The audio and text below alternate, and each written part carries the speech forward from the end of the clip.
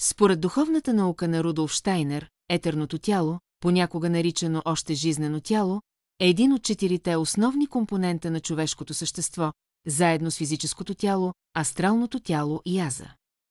Етерното тяло е фината, свръхсетивна организация, която прониква и поддържа физическото тяло. Той е носител на жизнените процеси растеж, размножаване, метаболизъм и вътрешни движения на телесните течности. Докато физическото тяло е съставено от материя, която се подчинява на законите на физиката и химията, етерното тяло е това, което придава живот и форма на тази материя.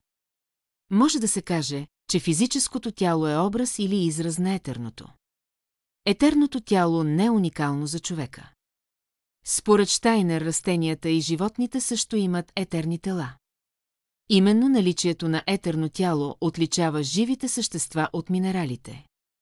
Разликата е, че растенията нямат астрално тяло или съзнание, те имат само физическо и етерно тяло, което ги прави живи, но без усещане или емоции. Животните имат физическо тяло, етерно тяло и астрално тяло.